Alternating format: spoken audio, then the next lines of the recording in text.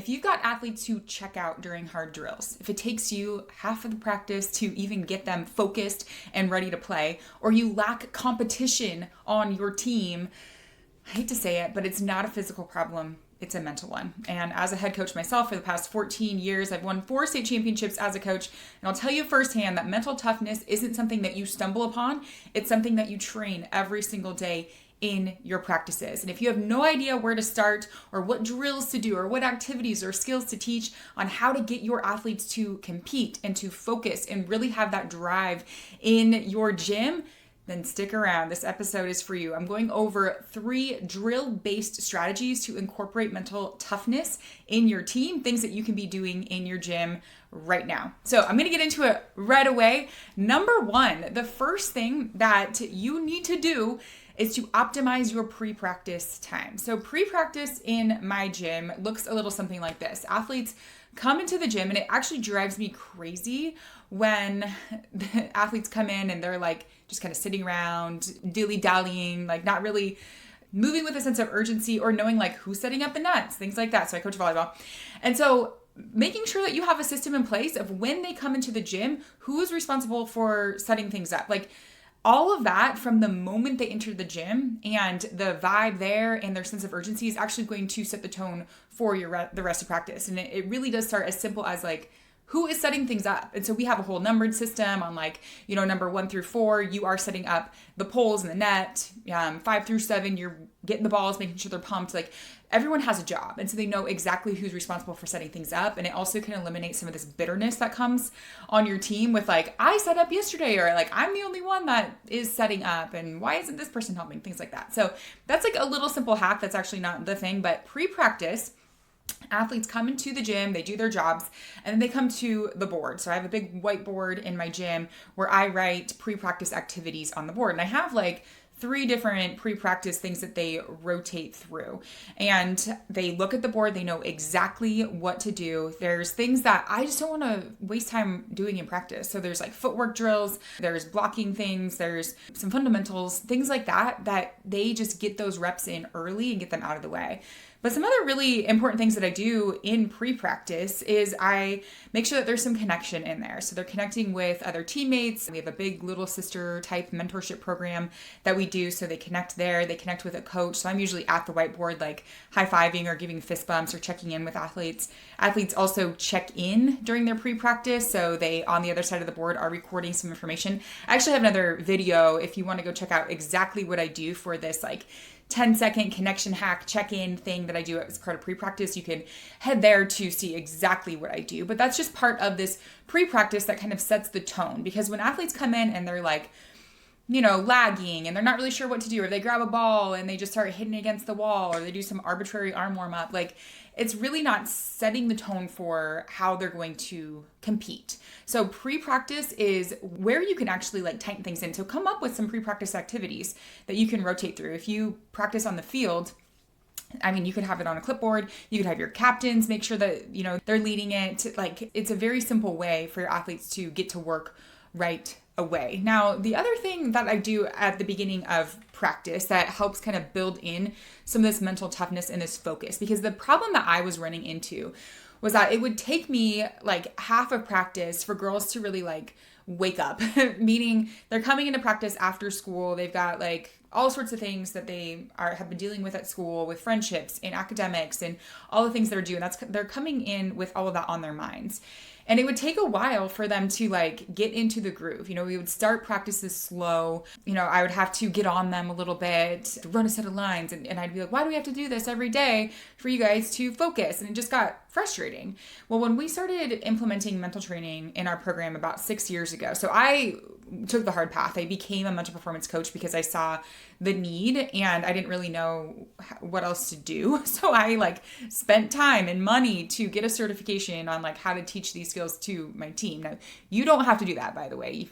I've made it easy for you. You can go to our free training. It's at coachbretraining.com, and you can learn like the key essential skills that you can be doing with your team so that you don't have to be a sports psychologist or a mental performance coach to learn these things. So Coach Bre training is where you can check that out. But one of the things that we started implementing was a daily mindset routine at the beginning of practice. So they do their pre-practice activities, they're connecting, they're getting those like reps out of the way. And then I call my whole program together. There's 36 girls in my program. I coach high school varsity volleyball. So we've got 3 to 4 teams, depending on the season. They come to the whiteboard and they do something called 3, 2, 1 Brave. And 3, 2, 1 Brave is our daily mindset routine that just helps focus them. It's 3 that stands like an acronym. So the 3 stands for 3 affirmations. They have a journal. They write their 3 affirmations in there. Now, these are affirmations that they have found at the beginning of the season. They're based on goals. I have a whole like workshop on how to do that. I go over that at the Coach Bre training, by the way. They then have 2 minutes of journaling. I usually give them a prompt that is related to something that's going on in our season. So I'll have something like, what does it look like to be a good teammate today? Or what does it look like for you to show up and give 100% today? Something like that. So they have 2 minutes also just to kind of get stuff out. One thing that they're grateful for, because there's a lot of research around gratitude, and when athletes are, looking for the good in their environment, they find more of it.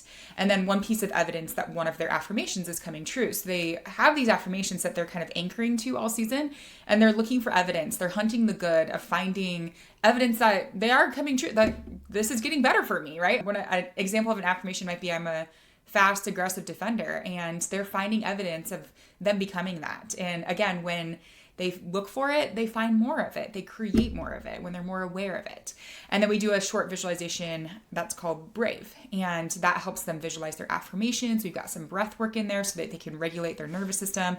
It gives them a chance to like check in with themselves and just kind of shift their energy to be ready for practice.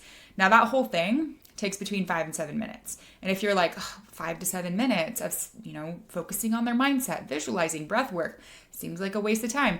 I'll tell you right now, what's a waste of time is spending half of practice trying to get your team to compete and to play. And so spending 5 to 7 minutes is an investment that I choose to make in my athletes because I know that I'm going to get more out of that than I actually put in. So now we can actually start practice and things are good from the beginning. They're competing, they're ready, they're focused. They're not, worried or thinking about that thing from earlier in the day because they've already processed it. They've already dealt with it in our 3, 2, 1 Brave little daily mindset routine. So that's another part of like pre-practice. It's going to help your team be more mentally tough because part of mental toughness is focus. What are you focusing on? Mentally tough players can narrow their focus to the task at hand. Mentally weak players are all over the place and distracted and they can't focus themselves. And so this is a skill that athletes have that we give them so that they can practice that focus. Okay, so that's pre-practice. Number 2, use a competitive cauldron system. Now, I say that a little bit like tongue-in-cheek because you don't have to use the competitive cauldron system. If you have no idea what that means, I'll tell you in a second. But some sort of way to encourage competition in your gym because competition does allow for athletes to be more mentally tough and have that competitive drive when you need it in a game. And that's one of our core values in our program is that we compete.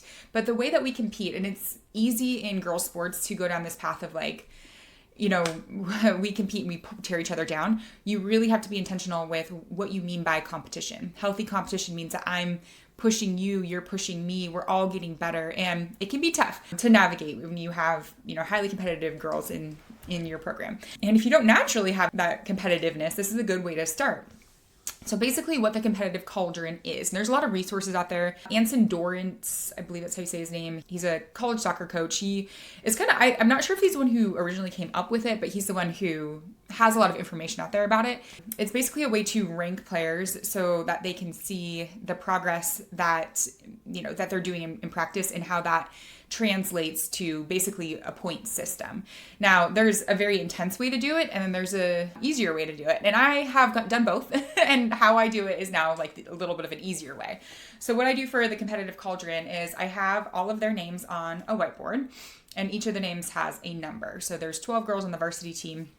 They all have a number, and almost every single drill that we do in our gym is scored.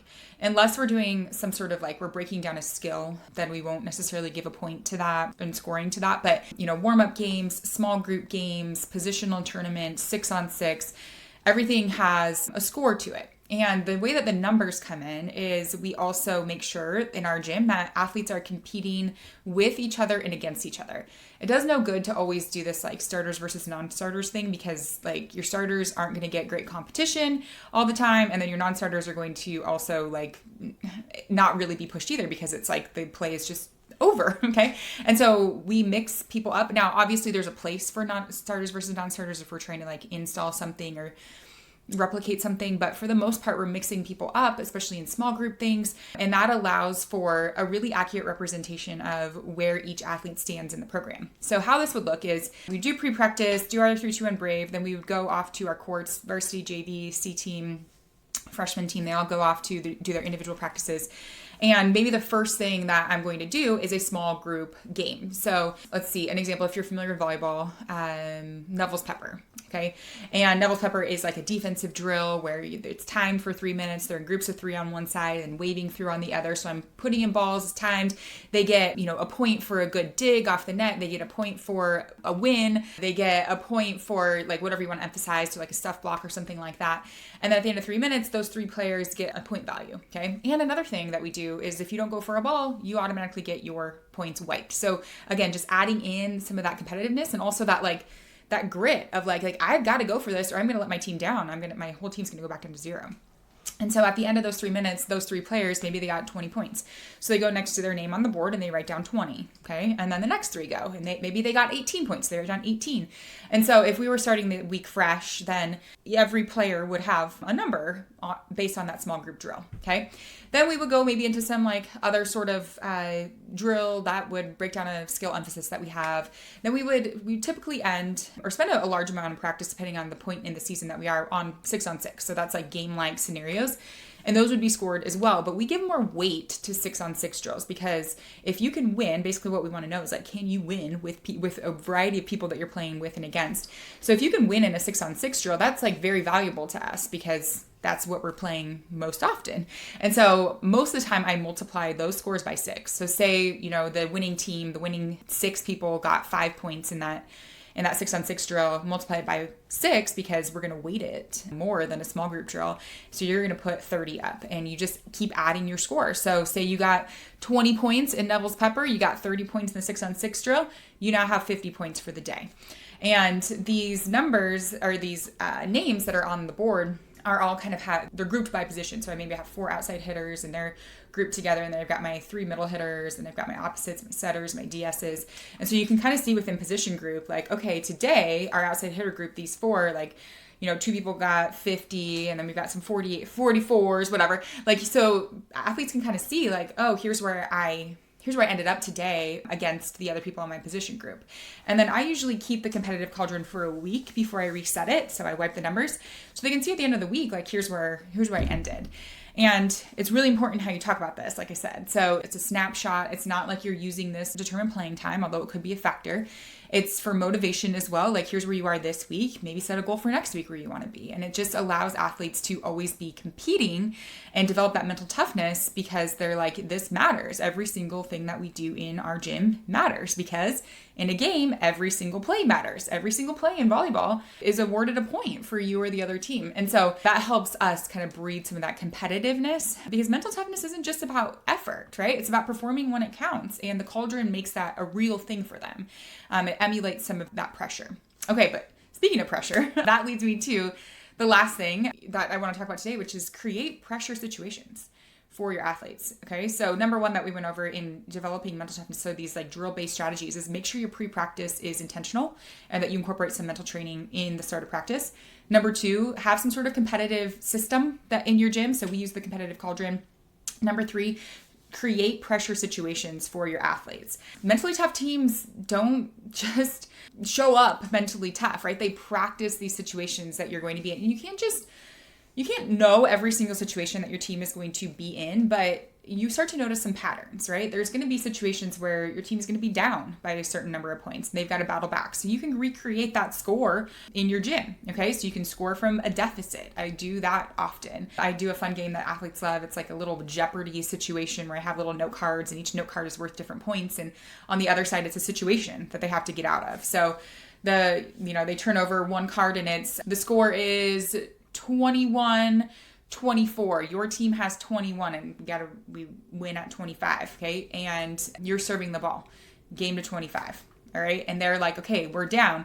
And if they win, if they accomplish that, they get the full amount of points for that. So say that is a 20-point card. But if they lose, then the other team gets to steal half of those points. So like you're kind of putting them in pressure situations. Timed based challenges are another good thing. So, we've got to get a certain number of passes or certain number of things in under this amount of time. We do a lot of like seal the deal type things, meaning like you can only get a big point or a game point if you do these 3 things. You have to convert 3 free balls. So it puts a little bit more pressure on them. It's like, I've got to do this, 3 times in order to get this big point. I'm not a huge fan of exercise as punishment. This is the PE teacher in me speaking, but I do use it occasionally to add a little bit more pressure too. So, I wouldn't say that I do that often. And if I do add in exercise, like what I mean by that is like sprinting or something like that, or touch 6, it's like short, it's, it's very intentional. It's not like you missed your serve, now you need to go run 5 lines. So it's not like that. It's like the whole team, like the non-winning team, the losing team is doing this consequence, and that's established ahead of time. Another pressure thing, like sometimes adding in this peer pressure really does start to help emulate things. So sometimes I'll end practice just with like, hey, as a team, everybody needs to get their serve in. And so we're lining up. Every single person needs to get it in. If somebody misses, we start back over. Or I'll make it harder and say we all need to serve to area 1 at a time in a row. Adds a lot of pressure, especially to those athletes that are at the end of the line. So yeah, creating those pressure situations is also key. Now, the other big thing, like I said, we started doing mental training in our program 6 years ago. And honestly, that was because I was chronically losing these games that were like winner to state, loser out, and we would just fall apart. And I was like, we need more training in this area. I obviously am not providing it. My team doesn't have these skills. And so we intentionally infuse mental training, not just at the beginning of practices, but we do something called Mindset Mondays. And we introduce a new mental training topic every Monday so that it helps them in those moments. I can actually coach my players harder when they have these mental training skills. So they have a way to come back fast from mistakes. So they have a snapback routine. They have productive self-talk. They know how to handle situations with perspective. Like what I mean by that is they don't just automatically go into victim mentality when things are hard. And so incorporating some of these mental training skills so that they can handle hard better is actually really important for athletes. And so when we do our Mindset Mondays or the mental training Mondays, we don't spend more than 20 minutes doing something like this. So I actually literally use my own program that hundreds of other teams have used throughout the nation. It's called Plug and Play Elite Mental Game for Teams. Play videos for my team of me. Okay. And then I lead a short discussion afterwards, and it's great for team bonding in that way. And then they go to practice and they've got that skill. So if you want to learn more about that, you're like, I just need a plug and play way to teach some of these skills so that I can just coach harder and get back to what I want to do, which is just coach the sport, then go to our free training, coachbretraining.com. I talk about Plug and Play Elite Mental Game there, and you also get a discount on the program when you go to the training. So that's a really easy way to just infuse mental training intentionally. So you can do these things. You can do these drill-based things. Make sure pre-practice is dialed in so that you're setting the tone early. Make sure you have some sort of competitive system like the competitive Cauldron. Make sure you're emulating pressure situations so that you can try and, create some adaptability in your team so that when they're facing those things in real game-like situations, they're like, we've been here. But then it doesn't also hurt. In fact, it helps a lot to equip them ahead of time with skills that they need. So check that out at coachbretraining.com. That's where you learn exactly what I do and then also get a discount on the Plug and Play Elite Mental Game for Teams. All right, coaches, I hope this was helpful. I know that practice is always a tough thing sometimes, but honestly, it's now my favorite part of coaching is practice because that's where my players work the hardest. Honestly, we create practices so that they're harder than a game. It's where they grow the most, and it's just where I love being because it's where the work happens. So I hope that happens to you. I'm Coach Bre. I am the host of the Coach Your Game podcast, and I will see you in the next episode.